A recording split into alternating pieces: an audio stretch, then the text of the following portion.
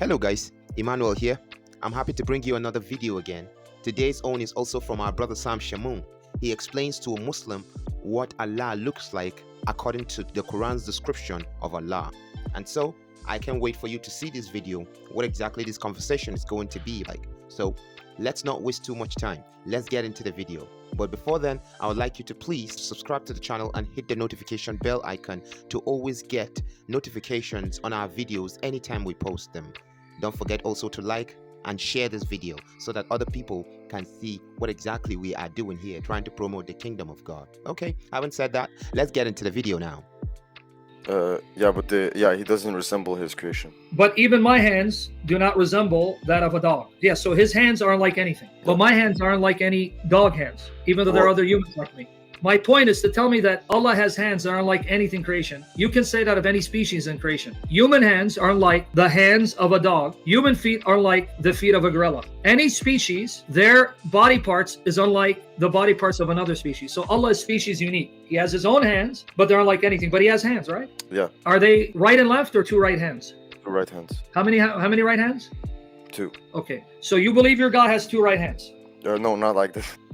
Okay, but yes, however you imagine them, they're on his right side, right? Listen, I say when he says two right hands, I don't like to picture it in my head. Because you understand how you sound. You sound irrational, and you know it makes no sense to your blind follower. That's okay. That's what I'm trying to highlight. You can't say it because you know it sounds stupid. Wait, two right hands on his right side? Well, it's got to be on his right side. But why are they right hands? Even though it's unlike anything. So he has a shin? Yes. And you're going to recognize him when he unveils his shin, right? Do you have a hadith for that? I'm not aware of. Yes, it's in Sahih Bukhari, yes.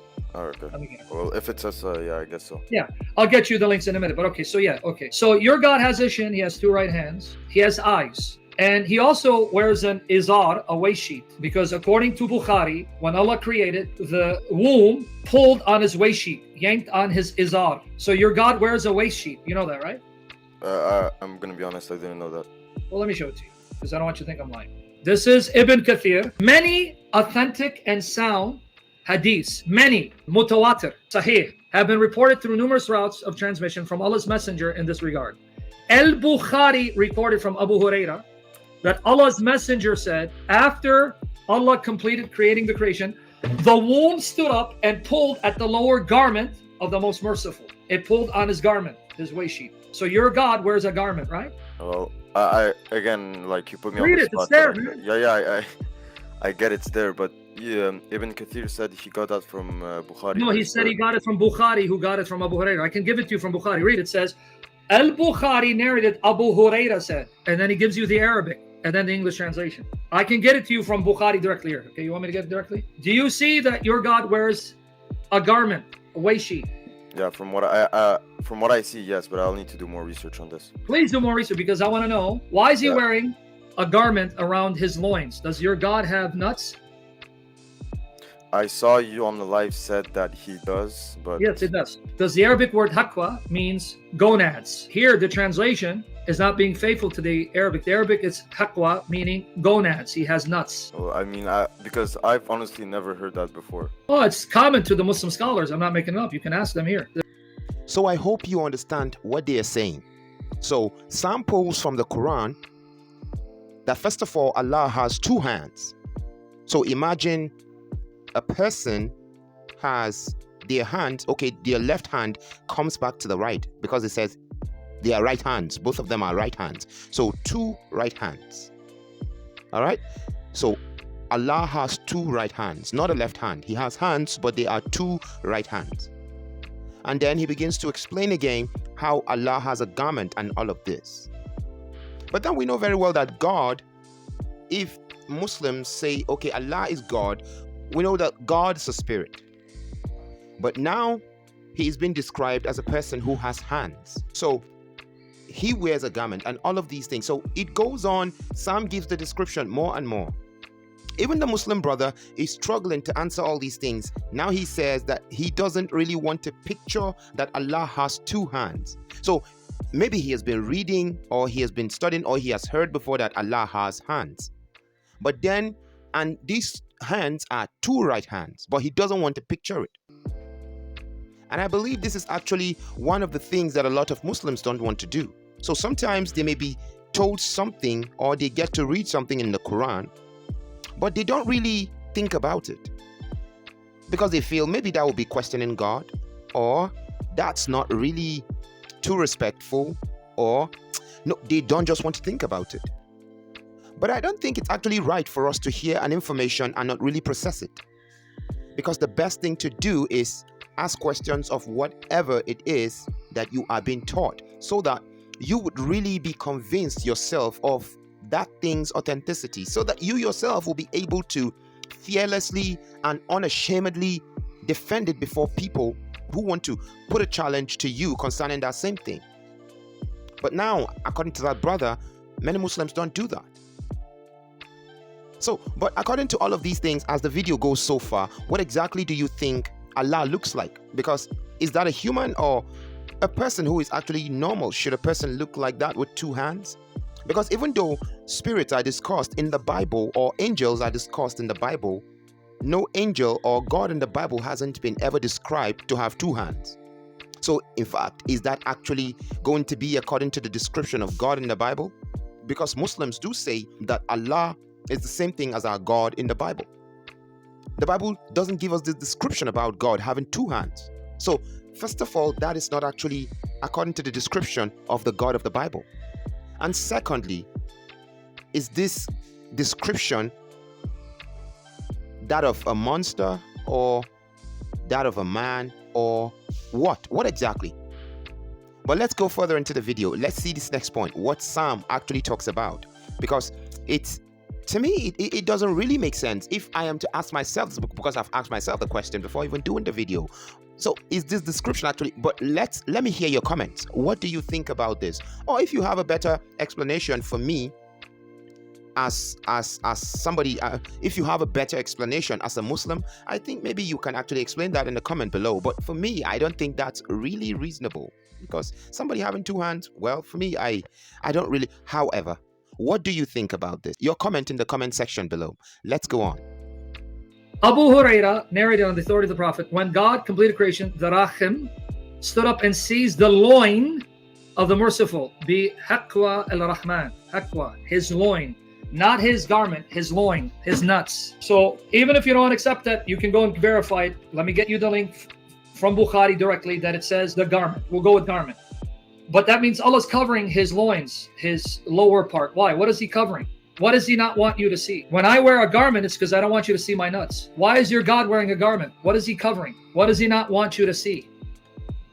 Well, I don't know much on this, so I can't really speak. Okay, that's fine. I won't pressure you. But the point is, if you believe what you believe, then you believe. That means Allah cannot be the creator of all shape, space, and place. Because for him to have hands, for him to have eyes, for him to have a shin, for him to wear a garment, that means he has a shape. And this shape means he must occupy space. Well, that means that shape is uncreated and the space he occupies is uncreated. So your God did not create everything. He didn't create his sifat, we won't say body parts, and the space that he occupies to exist. So you got a problem, dude, and you're talking about us Trinitarians. And here's the link. Did you get the link? Narrated Abu Huraira, Allah's messenger said, Allah created the creation. When he finished from it, his creation, the Rahim, got up and Allah said to it, stop, what do you want? Got up, stop, what do you want? So conveniently, they took out that it yanked on the garment. But that's fine. You still see it. It said, at this place I seek refuge with you. So point being, go back and see. This is what Bukhari says on the narration from Abu Hurairah where he got it from Muhammad. So how do you explain the fact that if your God has a garment to cover his body parts, or even a garment, you don't want to say garment, because if I'm wearing a garment, I'm covering something. If I'm wearing shorts, I don't want you to see my nutsack. Your God wears a garment. I don't know why. I do know, but I'm just giving you benefit of doubt. And I'm going to show you the shin, that he's going to unveil the shin. And he has two right hands. That means he has a shape. And that shape is uncreated because he didn't create his hands or his shin or his gonads or his eyes. They're uncreated. So he has an uncreated shape. And in that shape, he must have a space for that shape to exist. That means your God didn't create all shape, space, or place. See the problem that your prophet put you in? You can't have a shape without occupying space or place. So how does your God have a shape if he doesn't occupy space? And if that shape is uncreated, the space in which that shape exists is uncreated.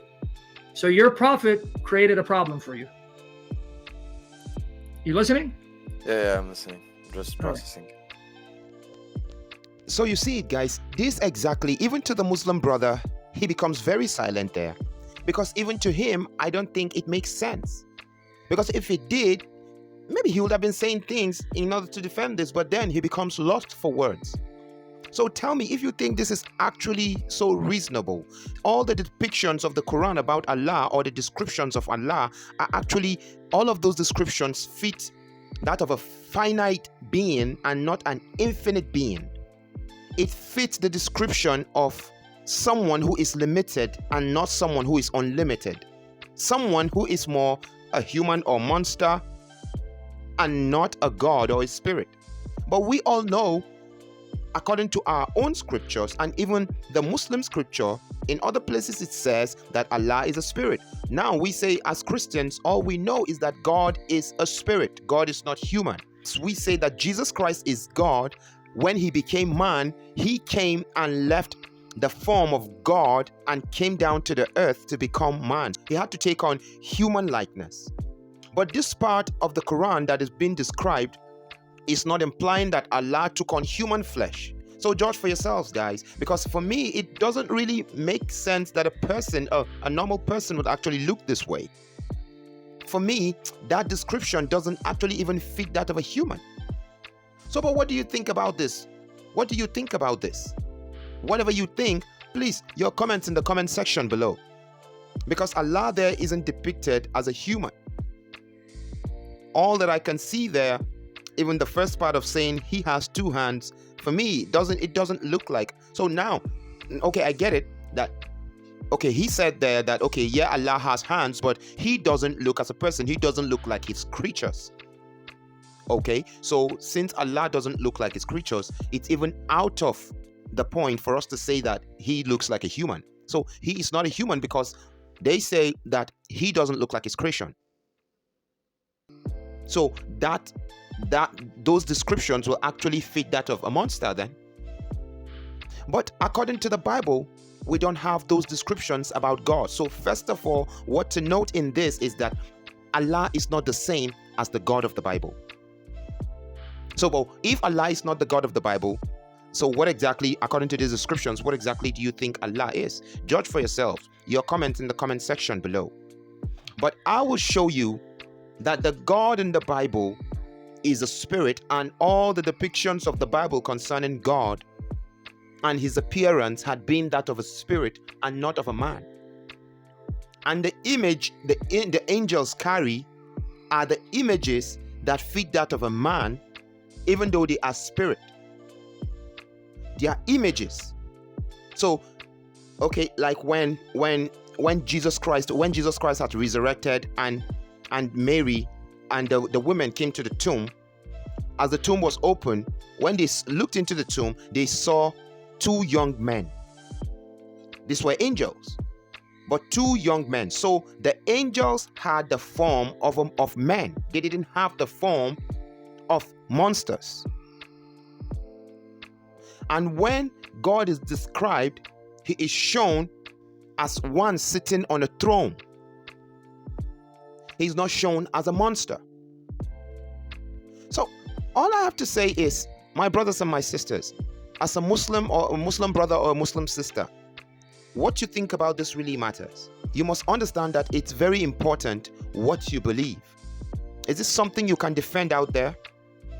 Or is this something that you know very well that won't really make sense for you when you talk about it? Do you think this is something you can defend out there? When you defend something outside, I think it's something that you yourself know and believe in. You cannot really say things about something that you don't believe in outside. If you have better explanations, well, that's it for you. But today I tell you, for me, it doesn't make sense. I don't know what it means for you. But I'll tell you what makes sense to me. Christianity makes sense to me. Jesus makes sense to me. The God of the Bible makes sense to me. So when are you going to give your life to Jesus Christ and become a Christian? Because for me, Islam doesn't actually cut it. But when are you going to give your life to Jesus Christ and receive Jesus Christ as your Lord and Savior, so that you embrace the God of the Bible and not the God of the Quran? Okay, I just want to keep this video very short and simple. I just hope you have learned something from here. I'm so happy that you stayed till the end of this video. And until very soon, when I'll bring another video your way again, thank you so much for watching. God bless you.